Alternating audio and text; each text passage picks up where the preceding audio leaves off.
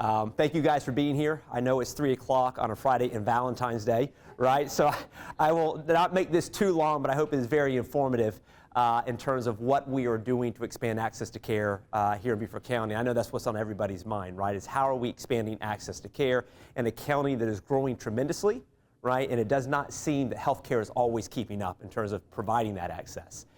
So before I tell you a little bit about where we're going, I want to talk a little bit about where we have been.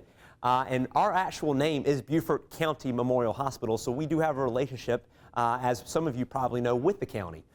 We were chartered by the state in 1944 with only 25 beds and 4 doctors. And our first baby, pictured there on the right, was born on May 4th, 1944. We have grown a lot since 1944. This is us today. We have over 300 physicians on active medical staff, so actively practicing at the hospital, 1,900 plus employees. And why is that important? Because we are actually the county's largest employer, or at least largest private employer. The school districts, I think, employ about 2,400. Beaufort Memorial is at 1,900, so we're the second largest employer in the area. We have 201 beds. In those beds, we have the area's only adult mental health unit. So we have an 18-bed mental health unit in the hospital, as well as a 14-bed inpatient rehab unit. Tab mentioned the 2 cancer centers, one north of the Broad, as we call it, in Beaufort at Kaiserling Cancer Center, and then one at our Okatee Medical Pavilion, the New River Cancer Center. And then you see everything else that we do there. Sometimes it is actually easier to say what Beaufort Memorial does not do. What we do not do at our hospitals, we do not do neurosurgery, so any trauma neurosurgery above the neck, and we do not do open heart surgery. Outside of that, Beaufort Memorial pretty much does everything that you would want a community hospital to do. In terms of our locations, this is a map, and everywhere you see what we call the BMH bug is where we are located. 8 years ago when I arrived, most of those bugs only sat north of the Broad River in the Beaufort, Ladies Island, Port Royal, and the team and the hospital and the board has seen a strategic vision to say we want to expand care further south, and you see many dots there. Even now on Hilton Head Island, where we have an imaging center that we acquired about 2 years ago, and we're expanding care even on the island there in Beaufort County. So we continue to try to be true to our mission, which is expanding access to care for all residents of Beaufort County. We have a foundation. Kim Yan, our VP of Development, sits here. She is my right-hand person a lot of times, and ultimately she does a very good job at raising money for the hospital for all the community services we provide. You may say, what are some of those community services? Those services are such things as prescription assistance for our patients before their discharge. A lot of our patients don't have insurance. They otherwise can't afford the prescriptions. We give them the prescriptions for free upon discharge from the hospital. We have a patient transportation program. A lot of patients we find are what I would call car insecure. They don't have transportation. They cannot get to their appointments post-discharge from the hospital. So we have 2 vans that actually pick patients up and take them to and from their appointments.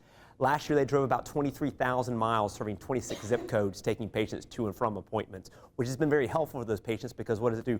Prevents readmissions to the hospital, it prevents revisits to the emergency room, all the right thing to do. We have addiction medicine clinics, we have healthcare scholarships, which I'll talk a little bit about later today, and our workforce development program, but we do a lot for the community through the foundation and our charitable services.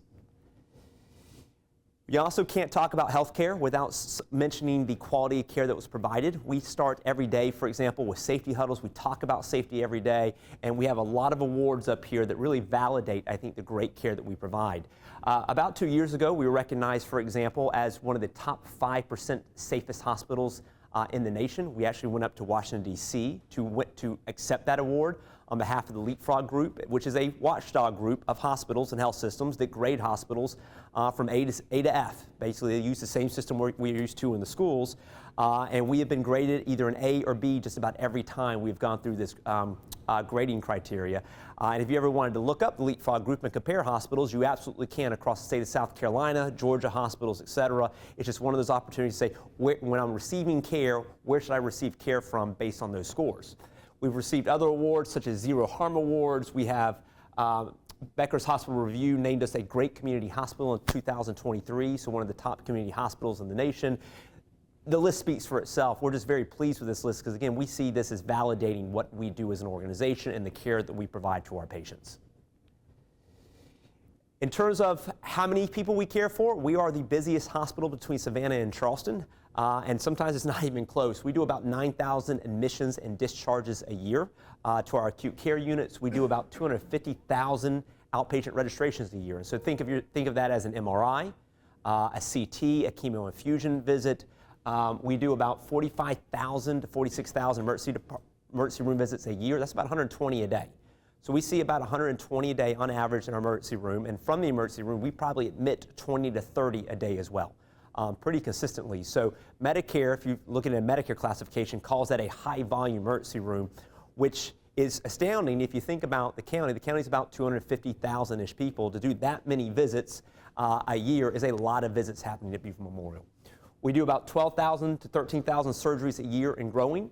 1,000 deliveries, or a little bit over 1,100, and lastly, we do close to 300,000 physician office visits a year as well. And I can tell you what we're projecting on some of these this year is even higher. There's not a single number on there that we don't otherwise project to do more visits than we did prior year. For example, we plan on seeing about 350,000 people this year in our physician clinics. And I will tell you that's probably still not enough. That probably still isn't enough access for this community, but we continue to try to recruit providers and continue to try to address that need. Our financials, we report these to the county. We put these on our website, so this is very transparent. It's an open book. Last year, we had a very good year. We actually ended up with a total operating profit of $12 million. Now, that's a little misleading to the extent that a lot of that is bookend or supported by investment income, grant income, et cetera. If you actually wanted to distill down what we do, because we provide so much charity care and mental health care to the community, we actually lose money on patient care. For every, for example, dollar we spend on patient care, we only make about 97 to 98 cents. So we actually lose money on the patient care services we provide, but it's through the foundation and grants and community support and investment revenue that otherwise we're able to make sure that Beaufort Memorial remains profitable. But it is, so it is misleading when you look at that, but we're very happy sometimes to say we're a very profitable standalone hospital. We always address this head on. Again, I mentioned earlier, we understand and acknowledge there is an access problem in Beaufort County because the county is just growing faster than we can recruit providers. Tab had mentioned earlier, or Councilwoman Tabernick had mentioned earlier that we had recruited 40 new providers to the area, and we continue to do so. I will tell you, we recruit anywhere between 5 and 10 new providers to Beaufort Memorial every year. Now, some of that is because of attrition, retirements, or other things, but these are all of our new primary care providers over the last 2 years. And by primary care, psychiatrists, OBGYN, and primary care, i.e. family medicine doctors and internists. And so you can see some of our newest members, Dr. Lindsay Stevenson, she started in Port Royal this year. Dr. Rob Smith started about 2 years ago. Curtis Elam, an OBGYN, started with us this year. And you see a couple psychiatrists down here. James Varner, family medicine. Nikki Kiesler, family medicine at Palmetto Medical Group. A lot of these, Dr. Bruce Vincent is at Okatee. Actually, a lot of these providers are focused south of the Broad River in the Okatee, Bluffton area. And then you look at our specialists. So most recently, across the board there on the top, we've started a new cardiologist this year, a new plastic surgeon who specializes in reconstructive surgery. Pulmonology, ×2, you see Dr. Andrew Stevens down there. 2 general surgeons, and 1 medical oncologist, another gastroenterologist, Dr. Mike Ciara, who focuses a lot of his time when he can south of the Broad River. But you see in the last 2 years, that's probably about 20 some odd providers that are more outpatient focused and trying to provide that access. But again, I acknowledge and realize that there's still more to be done. There are still more specialties to be recruited, and there's definitely still more primary care that is needed in this area. It is like most things, there is a worker shortage across the board. That includes physicians, right? There is a physician shortage in this nation, and it is a very competitive sort of environment when you're trying to recruit providers to your location, to your hospital, because they are in high demand across the nation. We mentioned earlier the express cares as well. We do have 3 express cares. We really believe in providing 4 different levels of really primary care, if you will. Telemedicine, primary care, urgent care, and emergency care. And the reason we believe in those 4 levels is we want to create access, we want to be efficient in the model that we present, we want to provide after-hours care, but we also want to provide care at the right cost. And that's why having the 4 different levels of care is so important to us at Beaufort Memorial. And you can see they are very busy urgent cares. Our emergency room sees about 45,000 patients a year. Our urgent cares combined see about 45,000 patients a year. So between urgent and emergent visits, not including primary care visits, we're seeing close to 90,000 people more a year in some sort of urgent express care emergency room setting across our network. So a lot of care being delivered across the county there. Workforce development. So one of the things that the county has been very supportive of, as well as the cities, the municipalities, et cetera, is helping Beaufort Memorial drive innovative solutions for workforce development. And why do we need to do that? Because we can build bricks and mortar all day long, but it's really the people that make the healthcare facilities. It's not the facilities themselves. And unfortunately, for example, South Carolina finds itself in the unfortunate situation of being, depending on which study you look at, anywhere between 8,000 and 13,000 nurses short by about 2035. So think about that. South Carolina is headed towards a cliff where by 2030 to 2035, we will be short about 10,000 nurses in this state. Per capita, if you look at that across the nation, that's the 5th worst in the nation. So we're trying to drive innovative solutions by developing our own workforce, both internally and externally, with partnerships with a lot of very good people in the area. And so we started, for example, our own school, I'll call it, our career development center called The Path, which is people achieving their highest. And one of those things is that we've got to train more patient care techs, those that support the nurses. We've got to train more EKG techs and medical assistants and coders. And so we have done that. And in doing that, so far through 2 years, we've graduated 80 people from our program. And when we graduate those people, they take the same certification exams that otherwise they would take in a technical college setting. And so if you want to talk about the legitimacy of the program, I will tell you that we have a 98% pass rate of all of our students in our Career Development Center. For technical colleges, that average is 77%.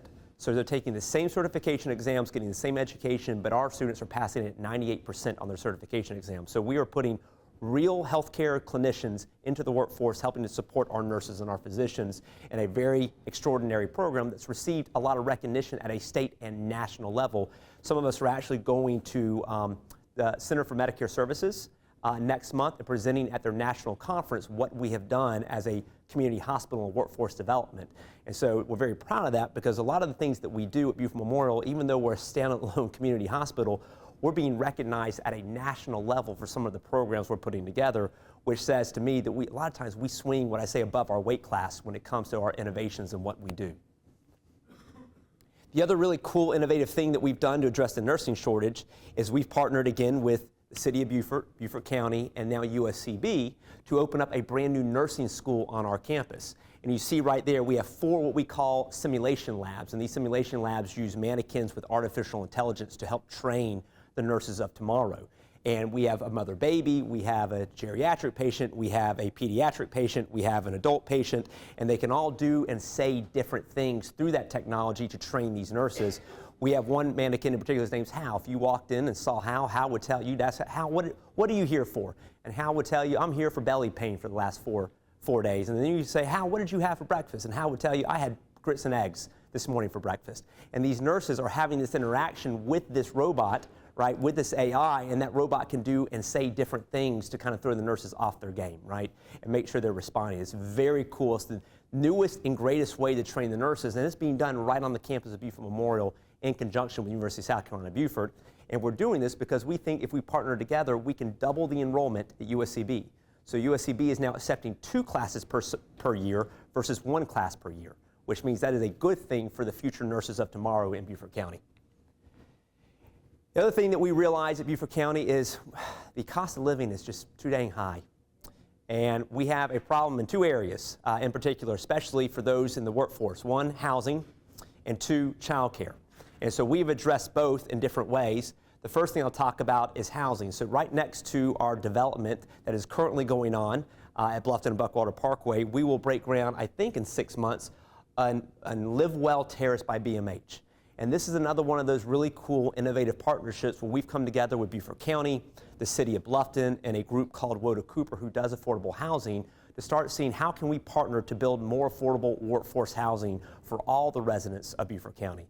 And so this will be 120 units, 31 bedroom, 62 bedroom, and 33 bedroom that will be open to hospital employees, first responders, teachers, et cetera. But it's a really cool partnership that I think can be modeled in other areas and with other employers across the county in order to address the affordable housing shortage, because it is a big deal, and we struggle to retain employees in Beaufort County because they can't find an affordable place to live, right? Pooler is cheaper than we are. Savannah is actually cheaper than we are. We're right up there with Charleston in terms of rent in these days, and so we've got to start figuring out a way to start lowering the cost of living for our employees, because I can tell you firsthand that just continuing to raise salaries over and over and over again is a bit of a losing equation for a lot of employers. We've got to find a way to kind of even that out. So we have 2 other developments we are working on currently, but that one, Live Well Terrace by BMH, is right here in Bluffton and will be the first of, I think, 3 new developments that will help our workforce. And then childcare. The other issue we have in this county is we are a bit of a childcare desert. There are long waiting lists, and the childcares are very expensive. And so we were able to build on-site a childcare center that houses 100 kids ages about 6 months, or actually 3 months, to about 5 years old. And this is full. It's been a big hit with our employees, and it's subsidized by Beaufort Memorial through scholarships, through need, et cetera. It's been a very, very big win for us on a number of levels because it allows people to come to work and it allows people to put their kids in childcare without it basically draining their entire paycheck, which is really a big problem for a lot of people, is that I can't afford to put my kids in daycare because daycare costs more than I actually make, right? And so the point is we got to get people to work, and this allows them to do that. In terms of growth, hospital renovations, so we talk and focus a lot on what we're doing south of the Broad, and rightfully so, because we've got a lot of exciting projects going on south of the Broad River here in Bluffton and on Hilton Head, but there's a lot going on at Beaufort Memorial as well. First thing we have is we are still renovating our surgical pavilion. We have 7 operating suites in the hospital. You saw that we do about 13,000 surgeries a year. When I arrived 8 years ago, that was 7,000 surgeries, right? So we have doubled our surgeries, but not doubled our capacity in the operating suites. So we are now renovating and adding 2 operating suites to Beaufort Memorial Hospital, so we will have 9 operating suites at Beaufort Memorial Hospital. Crisis stabilization unit. I mentioned we have an 18-bed inpatient mental health unit. We, as one of the busiest ERs in a 3-county area, receive a lot of mental health patients in our emergency room, and that number continues to grow. We received a grant from the state of South Carolina to pilot a crisis stabilization unit in the emergency room where we will renovate the ER. We will create a 6-bed locked unit for mental health and psychiatry patients. And these are for patients that, believe it or not, are not quite sick enough to be admitted to an inpatient unit, i.e. maybe an insurance company says we're not going to allow you to admit that patient on an inpatient stay and have them stay 5 or 6 days. But we know as clinicians, they're just not well enough to be discharged to the community. So what do we do with those patients? They kind of sit in this no man's land. Well, the CSU is an observation unit that allows us to treat patients for 24, 48, and 72 hours, get paid something for that treatment, stabilize them, and then find them the community resources they otherwise need while we treat them for 72 hours. And so we're very happy to be one of the first pilot hospitals in the state in this CSU program. And if we are able to show that it has an impact on patient care, then ultimately we hope other hospitals will follow in the state of South Carolina, because mental health is a real need here in the state and states across the nation.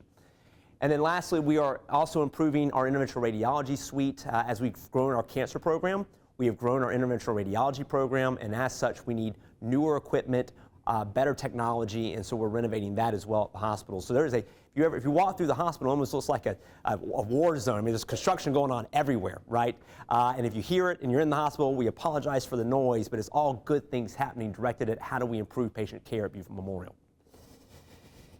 Improving access to care. About a year ago, we acquired land at May River Crossings, which is there going towards 170 at the new Publix at the roundabout going towards Savannah. It's about 1.376 acres. And ultimately, what we want to do is put a new primary care practice there. So we are trying to recruit 4 to 5 new primary care providers. We will build a new building by Publix, and that will continue to expand access to care south of the Broad River. So we're very excited about this. Again, it's another one of those opportunities to partner with Publix, which we have a strong relationship with, and expand access to care in the southern Beaufort County area. And then this is our newest innovation. So we're always trying to innovate and deliver new ways of accessing Beaufort Memorial sites. And this is a new hybrid model that will be one of the first of its kind in the state, where we are breaking ground in about 8 months or less on a freestanding emergency room urgent care hybrid facility. Now, what does that mean? Well, it takes an emergency room and it takes the urgent care and it combines them, which is very good for the patient. And why is that good for the patient outside of really good care? Well, what this means is you enter one facility, and based on your presentation, you're going to see an emergency room trained physician. You're going to get all the care that you otherwise would. But when you get home and your insurance company and you get a bill, you may actually get an urgent care bill, even though you're in an emergency room. And what it does is it triages the patients and appropriately places them in the care setting that they need. I can tell you right now, I put a graph up here. we also acknowledge and know that healthcare spending has to somehow, we have to rein it in, right, as a nation. We have some of the highest spending GDP of any advanced nation and some of the worst outcomes, right? We spend a lot of money on healthcare, so we've got to start finding ways to reduce the cost and the burden to the employers, to the patients, et cetera. And so if you look at this, I would say it has been studied by several that says if we spend over $400 million in emergency care in this nation across the board, 89.4 million of that should actually have been seen in an urgent care setting. So people are selecting to go to the emergency room when they really should have gone to an urgent care setting, and the difference is about $1,800 per visit, right? So there's a savings of $1,800 per visit, emergency room versus urgent care. And so with this model, what it does is you don't have to guess anymore. You don't have to guess, do I go to urgent care or do I go to the emergency room for what I've got going on? You go to one spot and we'll tell you where you need to go. We actually think 66% of all patients that enter this facility will be an urgent care patient.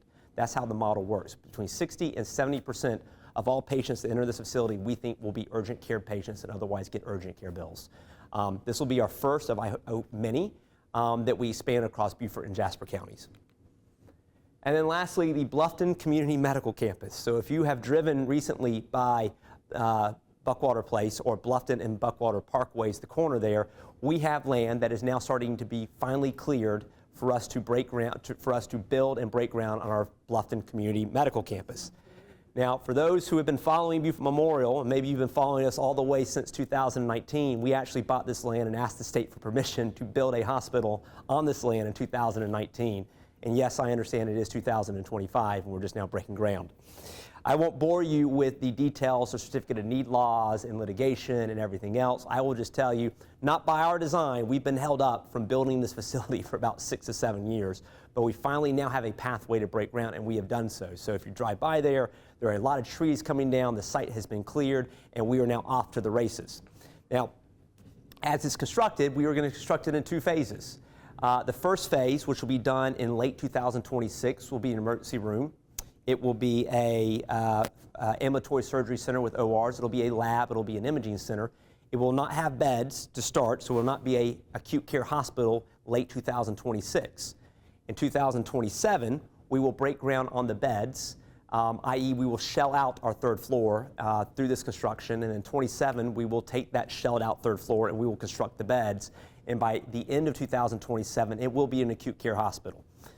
Again, the reason that we're doing it in 2 phases has to deal with certificate of need laws in the state of South Carolina and the repealing of those, which happened in 2027, and really the need to break ground and not continue to litigate health care in the administrative law courts and the appeals courts.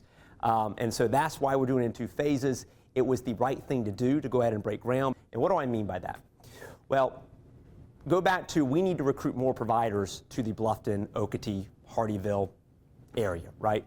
But a lot of times providers want to work in an area that has a hospital they're attached to nearby. And so sometimes it is proven a little difficult for people to recruit a lot of providers and have them work in the Bluffton area, but you have to drive 30 minutes to Beaufort Memorial to do your surgery. You have to drive 30 minutes to Beaufort Memorial to do your endoscopy or your cardiac catheterization or whatever that might be.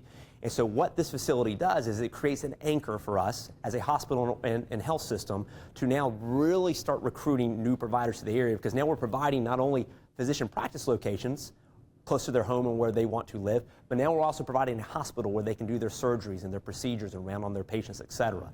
And so that's why I think this is such an important opportunity. One, it provides a state-of-the-art facility in an area that probably needed a hospital 10 years ago, right? So there's that. But also it provides for a place for physicians and specialists to practice, which is ultimately what is going to kickstart, I think, real recruitment to this area, allowing Beaufort Memorial to have them to practice there.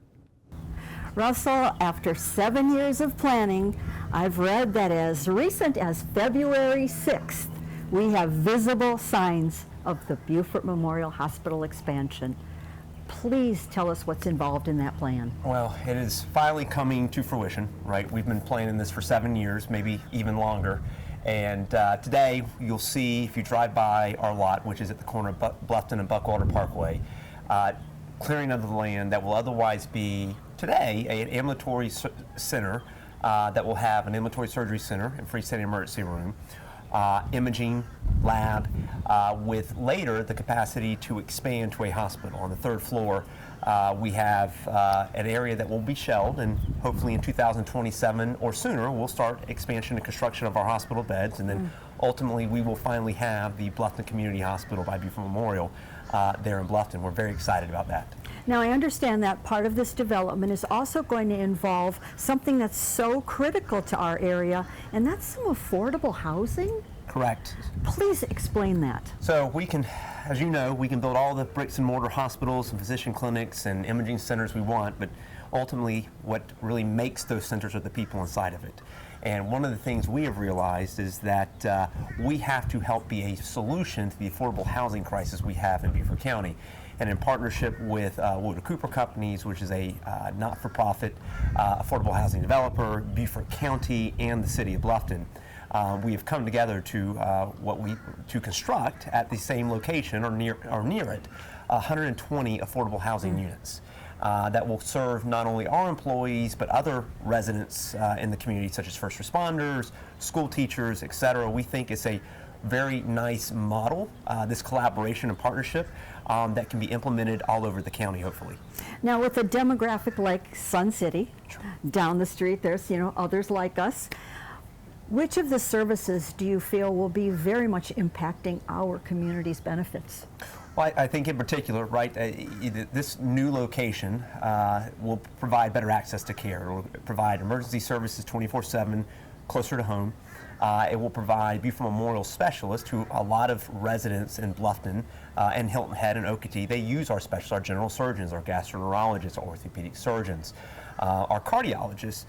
They use them, but when you have to have a procedure, you have to come all the way to Beaufort to do that. And with this new facility, we can keep care more local here in Bluffton, and you can access these specialists closer to home. And I think that's great. And we all look, for what's really near our door. Absolutely. So thank you so much. Very interested in hearing your presentation.